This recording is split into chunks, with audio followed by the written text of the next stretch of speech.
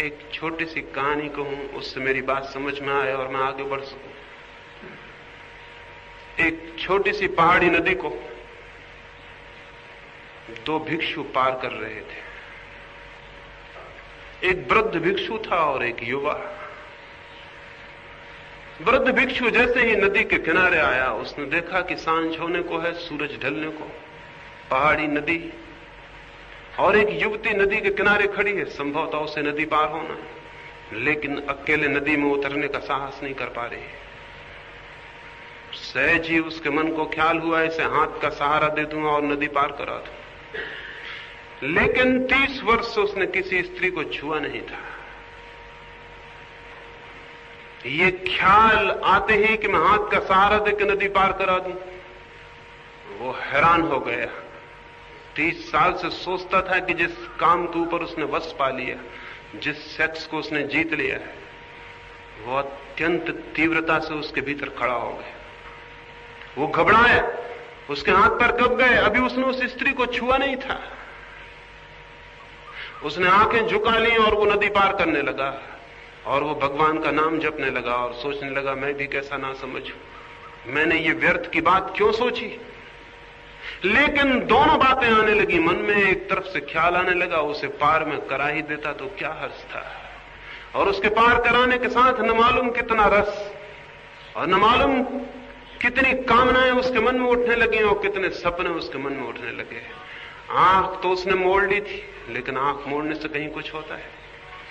वो स्त्री इतनी सुंदर न थी जितनी आंख मोड़ने से और सुंदर मालूम होने लगी।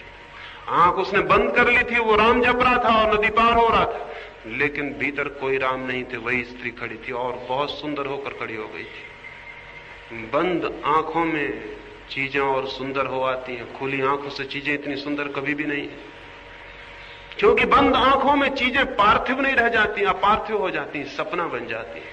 वो बहुत घबराया और बहुत बेचैन हुआ। अपनी बहुत निंदा उसने की कि मैंने ये सोचा ही क्यों, प्रायश्चित करूंगा, दुखी होऊंगा। 30 वर्ष से जिसे मैंने छोड़ रखा था, अलग कर रखा था, वो मौजूद था, अलग तो हुआ नहीं था। वो नदी पार हो गया। लेकिन नदी पार होते ही उसे ख्याल आया कि जो भूल मैंने की है, कहीं मेरा युवा साथी भी वही भूल तो नहीं कर रहा। वो उसके थोड़े पीछे आने को था। उसने लौट के देखा, वो हैरान रह गया। वो युवा लड़का उस लड़की को अपने कंधे पर बिठा के नदी पार कर रहा था। उसे कई तरह के भाव एक साथ उठाए। कहीं ईर्ष्या भी आ गई होगी, क्योंकि वो चूक गया था इस सुख को उठाने से, वो वंचित रह गया था इस आनंद से। और तब निंदा भी आई, और तब उसने सोचा कि आज जाके गुरु को कहेंगे, और ये तो बात बहुत गलत है, ये तो पापपूर्ण है कि सन्यासी और युवा युवती को कंधे पर उठाए। वो गुस्से में चल पड़ा। कोई 2 मील के बाद उनका आश्रम था। थोड़ी देर बाद जब वे आश्रम पहुंच गए तो वो बूढ़ा सीढ़ियों पर खड़ा था। पीछे से आते युवक को उसने कहा कि सुनो, ये बात बर्दाश्त के बाहर है, ये निहायत पाप है कि तुम लड़की को कंधे पर उठाओ। और मैं असत्य न बोल सकूंगा, मुझे गुरु से कहना पड़ेगा कि ये बात मेरी आंखों के सामने हुई और ये हमारे आश्रम जीवन के विरुद्ध है। हमने ब्रह्मचर्य की कसम ली और तुमने युवती को छुआ, न केवल छुआ बल्कि कंधे पर उठाया। वो युवक हंसने लगा और उसने कहा कि वृद्ध भिक्षु, मैं तो उस युवती को नदी के किनारे उतार भी आया कंधे से, लेकिन आप अभी भी लिए हुए हैं।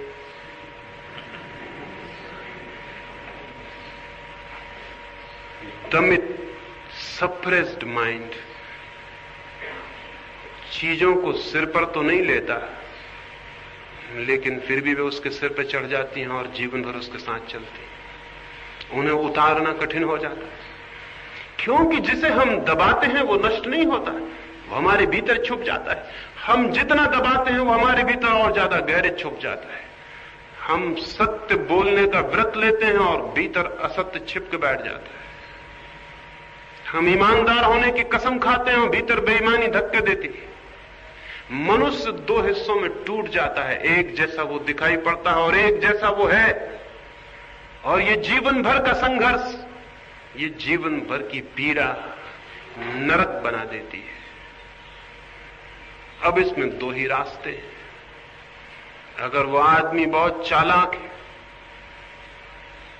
समझदार है, तो एक रास्ता पाखंड है।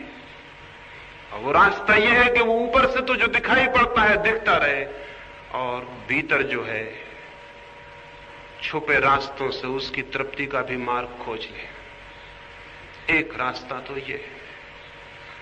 और इसलिए नैतिक शिक्षा का अनिवार्य परिणाम पाखंड हुआ है। सारी दुनिया और मनुष्य जाति पाखंडी हो गई है। उसको पाखंडी बनाने में नैतिक शिक्षा का हाथ है, जो ये सिखाती है कि सच बोलो, बेईमानी मत करो, झूठ मत बोलो, क्रोध मत करो, वासना मत लाओ। जो हर चीज में इंकार सिखाती है, उसका परिणाम यह होगा कि आदमी दमन करेगा, और दमन इतने परेशान कर देगा उसे कि वो छुपे रास्तों से प्रवेश करना चाहेगा।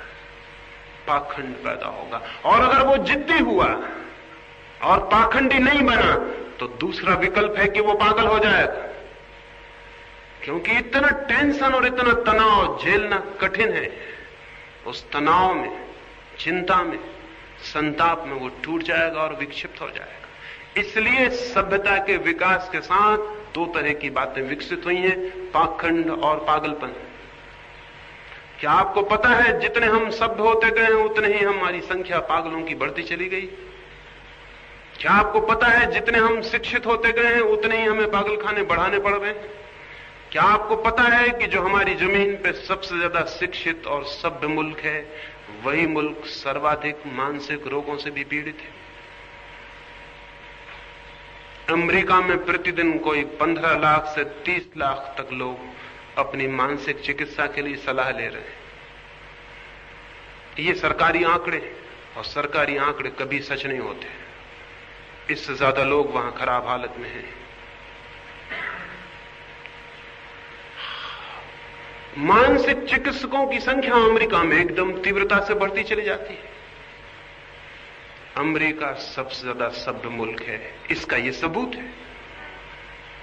और कल जब आप भी सभ्य हो जाएंगे तो आपको भी पागलों की संख्या इतनी ही बढ़ानी पड़ेगी, क्योंकि बिना पागल हुए कोई सभ्य नहीं हो सकता। वो मुल्क पूरी तरह सभ्य कहा जाएगा जिस मुल्क के सारे लोग पागल हो जाएं। वहां सभ्यता चरम उत्कर्ष पर पहुंच गई, क्योंकि सभ्यता सिखाती है नैतिकता, और नैतिकता से पैदा होता है तनाव, द्वंद्व और कॉन्फ्लिक्ट। वो चित्त को बांट देती है, खंड खंड कर देती है। वो खंड खंड चित्त बड़ी बेचैनी में पड़ जाता है। तो एक रास्ता तो है कि वो पागल हो जाए, पागल होकर आत्मघात कर ले। आत्महत्या की संख्या भी सभ्यता के साथ बढ़ती है। दूसरा उपाय है कि वो बेईमान हो जाए और धोखा देने लगे, बाहर से कुछ दिखाई पड़े, भीतर से कुछ और हो जाए। पीछे लंदन में शेक्सपियर का एक नाटक चलता था।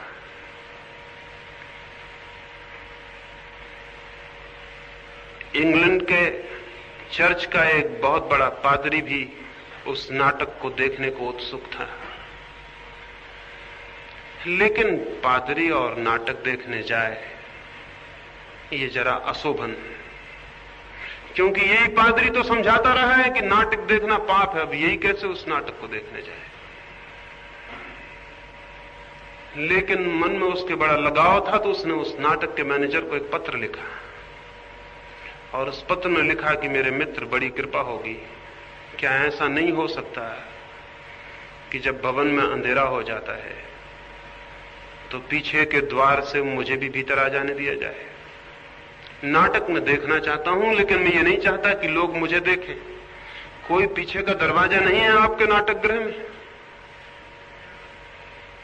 उस थिएटर के मैनेजर ने लिखा कि पीछे का दरवाजा है, और अक्सर हमें पादरियों के लिए उससे आने की व्यवस्था करनी होती है। लेकिन एक बात मैं हमेशा बता देना पहले ही उचित समझता हूं, ऐसा दरवाजा तो है हमारे नाटक गृह में कि आप उससे आए और लोग आपको ना देख सके, लेकिन ऐसा कोई दरवाजा नहीं जिसको परमात्मा ना देखता हो। ये ख्याल में रखें और बराबर आ जाएं। मुझे पता नहीं कि वो पादरी देखने गया या नहीं, लेकिन पीछे के दरवाजे खोजने की इच्छा पैदा होती है। ऊपर से नैतिकता ओढ़ लेते हैं, फिर पीछे का दरवाजा खोजना पड़ता है। इससे पाखंड पैदा होता है, इससे धोखा पैदा होता है, और इस धोखे से मनुष्य के जीवन में जो भी श्रेष्ठतम है उसकी खोज असंभव हो जाती है। वो न केवल दूसरों को धोखा देता है बल्कि खुद को भी धोखा देने लगता है। ये है नैतिकता की शिक्षा, जिसके ये परिणाम है। क्या मैं ये कह रहा हूं कि आप अनैतिक हो जाएं? क्या मैं ये कह रहा हूं कि आप अपनी सारी नैतिकता छोड़ दें? क्या मैं ये कह रहा हूं कि क्रोध करें? क्या मैं ये कह रहा हूं असत्य बोलें? नहीं, मैं ये कह रहा हूं कि क्रोध और असत्य और लोभ और सब कुछ जिसको हम अनैतिक कहते हैं और निंदा करते हैं, ये सिर्फ लक्षण हैं बीमारी के, ये खुद बीमारी नहीं है। इन लक्षणों से जो लड़ेगा वो बीमारी से मुक्त नहीं हो सकता। एक आदमी को बुखार है, उसके हाथ पैर गर्म है, तो उसके हाथ पैर हम ठंडे करने में लग जाएं, और हम सोचें कि गर्मी है तो हाथ पैर इसके ठंडे कर दें, तो शायद हम मरीज को मार ही डालेंगे। बुखार गर्मी का नाम नहीं है, गर्मी तो केवल खबर है कि भीतर कोई बीमारी, और शरीर को उस बीमारी से लड़ना पड़ रहा है, इसलिए शरीर गर्म हो गया है। गर्मी तो लक्षण है बीमारी का, गर्मी से नहीं लड़ना है। गर्मी तो मित्र है, खबर दे रही है वो तो। अगर शरीर गर्म ना हो और भीतर बीमारी रहे तो आदमी मर ही जाएगा, उसका पता भी नहीं चलेगा। शरीर जल्दी से खबर देता है गर्म होकर कि भीतर कुछ गड़बड़ हो गई, उसे ठीक करो। लेकिन जो गर्मी को ठीक करने में लग जाएगा वो भूल में पड़ गया। एक आदमी मेरे पास भागा हुआ है कि मेरी मां बीमार है और मैं उसी का इलाज करने लगूं, तो उसकी मां तो मरेगी, ये आदमी भी मरेगा। ये तो केवल खबर देने आया था, ये खुद बीमार नहीं था।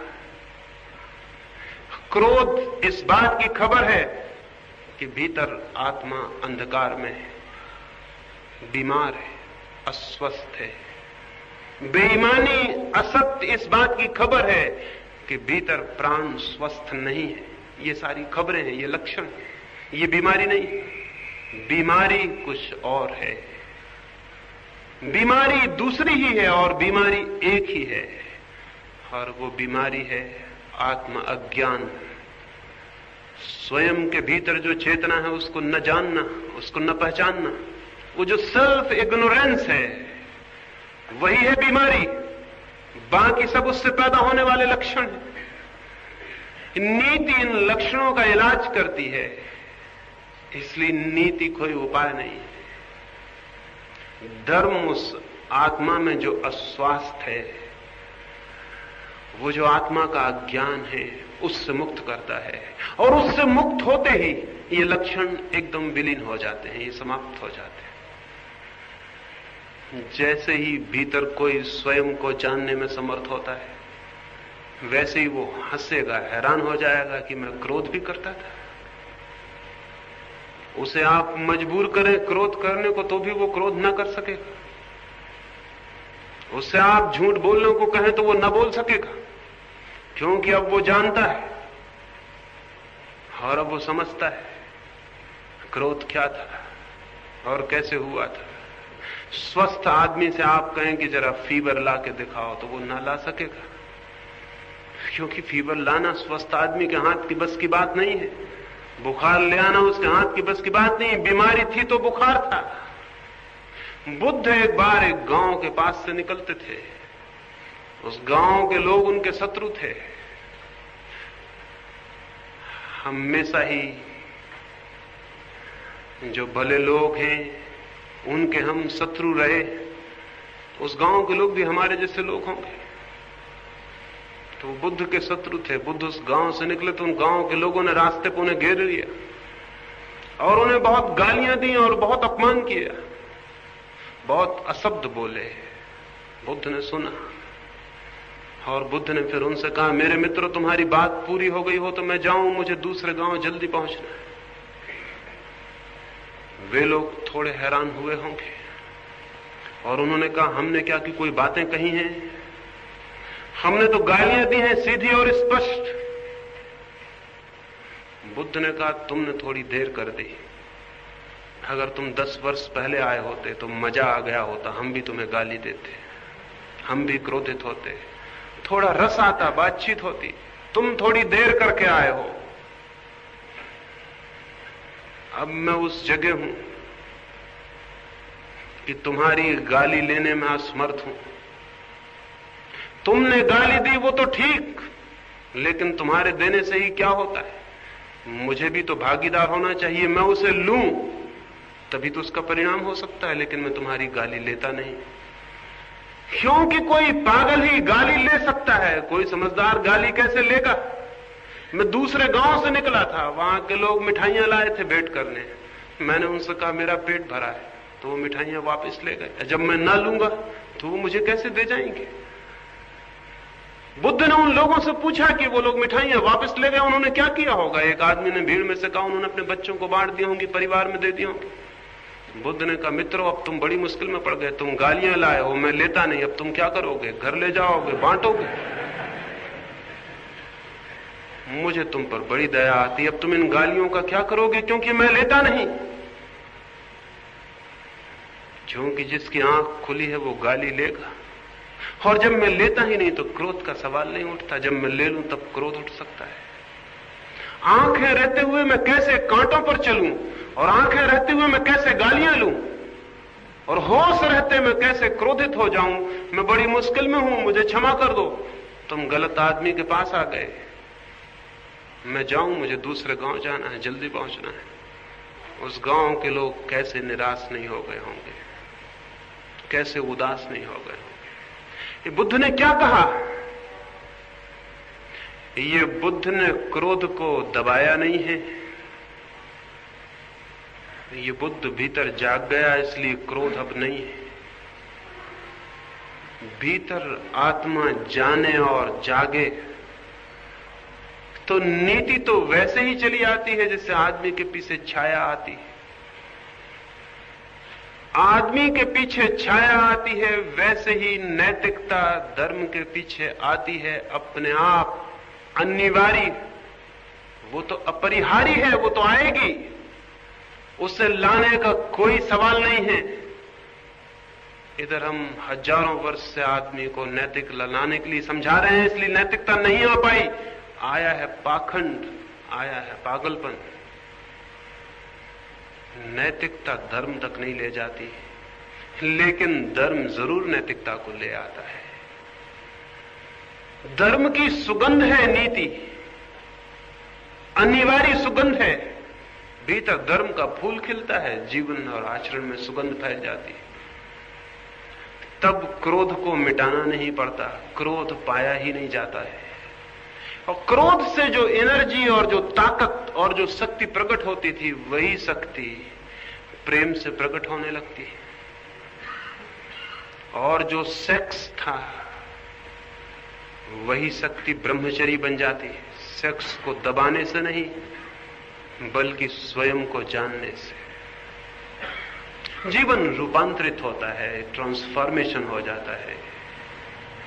एक आदमी अपने घर के बाहर खाद के ढेर लगा ले तो उस घर में रहना मुश्किल हो जाएगा, उस घर में दुर्गंध भर जाएगी, उस घर के पास से निकलना मुश्किल हो जाएगा, उस घर के वासी बहुत कठिनाई में पड़ जाएंगे, वो घर नरक हो जाएगा। लेकिन अगर वही आदमी उस खाद को अपनी बगिया में डाल दे और बीज बो दे, तो उस घर में फूल खिल जाएंगे और घर में सुगंध फैल जाएगी, उसके रास्ते से निकलने वालों को भी सुगंध का फायदा मिलेगा। ये सुगंध क्या है? ये वही दुर्गंध है जो खाद में छिपी थी, वही रूपांतरित होकर पौधों में जाकर सुगंध बन गई। प्रेम क्या है? वही जो क्रोध था। और ब्रह्मचर्य क्या है? वही जो सेक्स था। ये दुश्मन नहीं है एक दूसरों के, ये उन्हीं शक्तियों का रूपांतरण है। वे ही शक्तियां परिवर्तित हो जाती हैं। इसलिए अगर आपके भीतर क्रोध है तो आप धन्य हैं, क्योंकि आपके भीतर ताकत है और प्रेम का जन्म हो सकता है। और अगर आपके भीतर सेक्स है तो आप धन्य हैं, क्योंकि वही ताकत ब्रह्मचरी बन सकती है, वही ताकत परमात्मा तक पहुंचने का मार्ग बन सकती है। इसलिए दुखी ना हो और आत्मनिंदा ना करें कि मेरे भीतर क्रोध है, काम है, फला है, डिका है। आत्मनिंदा ना करें, ये नैतिकता आत्मनिंदा सिखाती है, सेल्फ कंडेमनेशन सिखाती है। और जो आदमी खुद की निंदा करने लगता है, जो आदमी अपनी ही आंखों में गिर जाता है, उस आदमी के विकास के सब द्वार बंद हो गए, उस आदमी का ऊर्ध्वगमन बंद हो गया। अब वो ऊपर नहीं जाएगा, अब उसकी नीचे की यात्रा शुरू हो गई। वो जितना अपनी की निंदा करेगा उतना ही नीचे गिरता जाएगा और नीचे गिरता जाएगा। इसलिए जिन कौमों ने बहुत नैतिकता की बातें की हैं, उनका आदमी एकदम कुरूप हो गया है, एकदम अगली हो गया। जिन कौमों ने नैतिकता की बहुत बातें की हैं, उनका आदमी दीनहीन हो गया। उसके चित्त में बड़ी ग्लानि, आत्मग्लानि पैदा हो गई। उसके भीतर वो गौरव और गरिमा नष्ट हो गई, क्योंकि सब पाप ही पाप उसको दिखाई पड़ता है। क्रोध ईमान नहीं है, बेईमानी है, चोरी है, ये सब क्या है उसको सब भीतर खोजता है तो पाप ही पाप दिखाई पड़ता है। और इस पाप ही पाप में वो दबा जाता है, टूटा जाता है, नष्ट हुआ जाता है। इस ग्लानि को छोड़ दें, ये ग्लानि बहुत अशुभ है। ये जीवन की शक्तियां हैं जिनकी आप निंदा कर रहे हैं। ये शक्तियां आज जिस रूप में प्रकट हो रही हैं, वो रूप जरूर शुभ नहीं है, लेकिन यही शक्तियां दूसरे रूप में प्रकट हो सकती हैं और वो रूप बहुत शुभ हो सकता है। उसकी बदलाहट का रास्ता सीधी लड़ाई नहीं है, उसकी बदलाहट का रास्ता बहुत भिन्न है। जैसा मैं निरंतर कहता हूं, अगर इस कमरे में अंधकार भरा हो और हम उसको लड़के धक्के देकर निकालने लगे तो हम निकाल ना पाएंगे। क्यों? अंधेरा बहुत ताकतवर है, इसलिए शायद जब न निकाल पाएंगे तो हमको यही ख्याल पैदा होगा कि इतने लोग हैं हम और इस कमरे के अंधेरे को निकालते हैं और अंधेरा नहीं निकलता, हम कमजोर हैं, अंधेरा ताकतवर है। यही ख्याल पैदा होगा, सीधा लॉजिक यही है। हम निकालते हैं और नहीं निकलता, हम हार जाते हैं, वो जीत जाता है, वो ताकतवर है। लेकिन मैं आपसे कहता हूं, अंधेरा ताकतवर नहीं, अंधेरा है ही नहीं, इसलिए आप नहीं निकाल पाते। अगर वो होता तो हम अपनी ताकत बढ़ा सकते थे, डायनामाइट ले आते और तलवारें ले आते और एटम बम ले आते और निकाल देते। लेकिन हम कुछ भी ले आए, हम निकाल ना पाएंगे, अंधेरा है ही नहीं। फिर भी दिखाई तो पड़ता है। और जब मैं कहता हूं अंधेरा नहीं है तो मेरा मतलब क्या है? मेरा मतलब है अंधेरा प्रकाश की एब्सेंस है, अनुपस्थिति है। अंधेरा किसी चीज की प्रेजेंस नहीं है, अंधेरा कोई चीज नहीं है, अंधेरा केवल अभाव है, केवल एब्सेंस है। प्रकाश नहीं है, इसी का दूसरा नाम अंधेरा है। अंधेरा अलग से कुछ भी नहीं है। इसलिए आप दिया जला लें और खोजें अंधेरा कहां है, तो वो अंधेरा आपको नहीं मिलेगा। शायद आप सोचेंगे बाहर चला गया, तो आप गलती में हैं। आप गलती में हैं अगर सोचते हैं बाहर चला गया। बाहर भी प्रकाश जला लें सब तरफ और यहां दिया जलाएं, तो आपको अंधेरा कहीं से जाता हुआ दिखाई नहीं पड़ेगा। अंधेरा था ही नहीं, चला गया, ये भाषा की गलती है। आ गया, ये भी भाषा की गलती है। केवल प्रकाश आता है और प्रकाश जाता है, अंधेरा ना आता और ना अंधेरा जाता, अंधेरा नहीं है। इसलिए जो लोग अंधेरे से सीधी लड़ाई लड़ेंगे वो पागल हो जाएंगे और या पाखंडी हो जाएंगे। अगर कोई आदमी एकदम आके घर के बाहर कहे कि हाँ मैंने अंधेरे को निकाल के बाहर कर दिया, तो समझ लेना ये पाखंडी है। और अगर वो कहे कि मैं लड़ रहा हूं, परेशान हुआ जा रहा हूं, अंधेरा निकलता नहीं है, लेकिन लड़ाई तो जारी रखनी है, अंधेरे को निकाल नहीं है, तो समझना कि यह आदमी पागल होने के रास्ते पर चल रहा है। अंधेरे को निकालने का तो कोई रास्ता नहीं है, लेकिन प्रकाश को जलाने का रास्ता है। और हम अब तक अंधेरे को निकालने में लगे रहे। हम बच्चों को सिखाते हैं क्रोध मत करो, बेईमानी मत करो, ये ना करो, वो ना करो, सब ना करो, सब अंधेरे को निकालने की बातें हैं।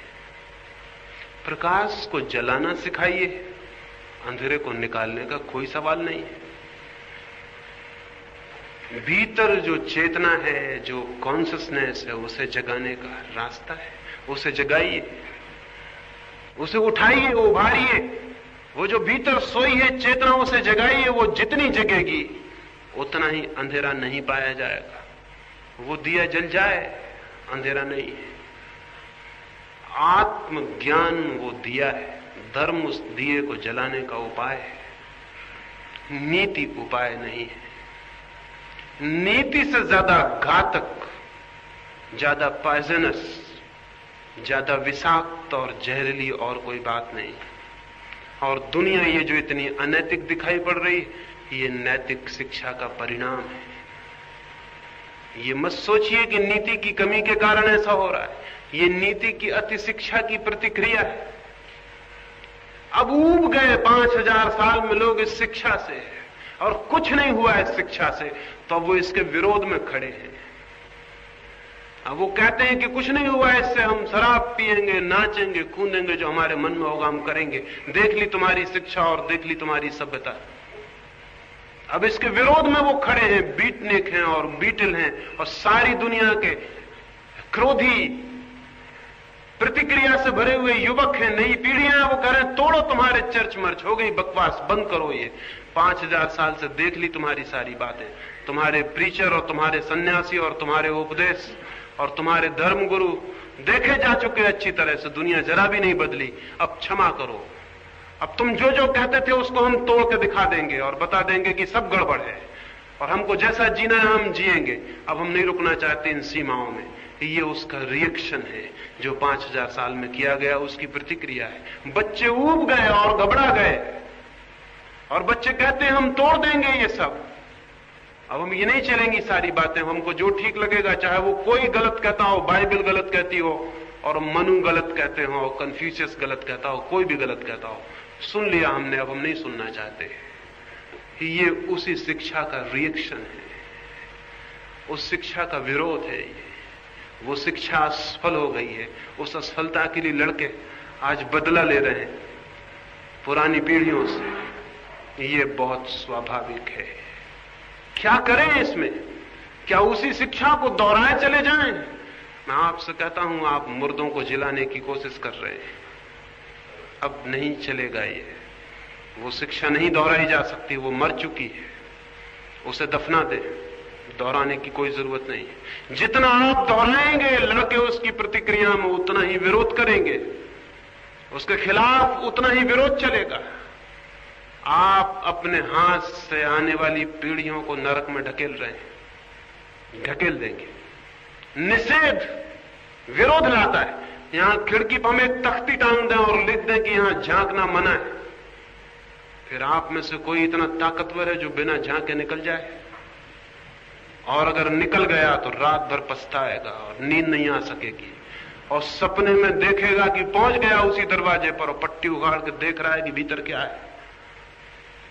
शायद जिंदगी भर वो परेशान रहे और बार बार ये ख्याल आ जाए कि क्या था उस दरवाजे के भीतर जिसको मैं छोड़ आया। निषेध मत झांको, झांकने की इच्छा पैदा करता है। नैतिक शिक्षा ने अनैतिक होने की भावदशा पैदा कर दी। मत करो, मत करो, मत करो। सब तरफ से ये आवाज, भीतर बच्चों के मन में ये प्रतिक्रिया बन गई कि करो करो करो। फ्रायड अपनी पत्नी और अपने बच्चे के साथ एक दिन एक बगीचे में गया। छोटा बच्चा था। उसकी पत्नी ने कहा कि देखो, पास ही रहना और जो फवारा है बगीचे में उस तरफ मत जाना। वे दोनों गपशप करते रहे और घूमते रहे। सांझ ढल गई और रात उतर आई और जब वे लौटने लगे तो उन्होंने देखा कि बच्चा नदारत है। उसकी पत्नी घबराई और उसने कहा कि अब कहां ढूंढेंगे इतनी बड़ी रात, इतना बड़ा बगीचा, दरवाजे बंद होने को आ गए हैं, वो बच्चा कहां गया? तो फ्रायड ने कहा पहले मुझे ये बताओ, तुमने कहीं जाने को मना तो नहीं किया था? उसने कहा मैंने मना किया था कि फवारे पर मत जाना। उसने कहा चलो पहले फवारे पर देख लें। 100 में से 99 मौके तो ये हैं कि वो फवारे पर हो। अगर उसमें थोड़ी भी बुद्धि है तो फवारे पर होगा, अगर बिल्कुल बुद्धिहीन है तो कहीं और भी हो सकता है। वो गए, वो फवारे पर पैर लटकाए हुए बैठा था।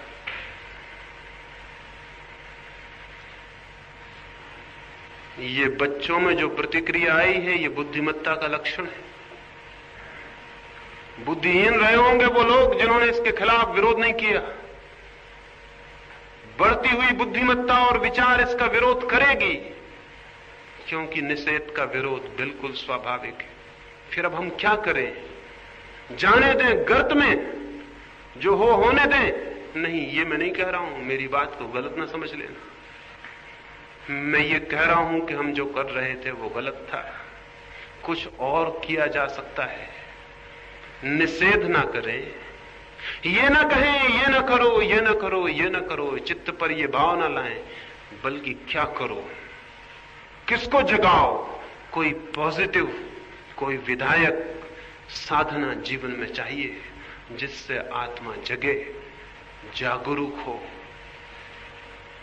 तो आज की संध्या तो मैं इतना ही कहूंगा, निषेधात्मक नीति अर्थहीन है, अर्थहीन ही नहीं व्यर्थ है, व्यर्थ ही नहीं घातक है।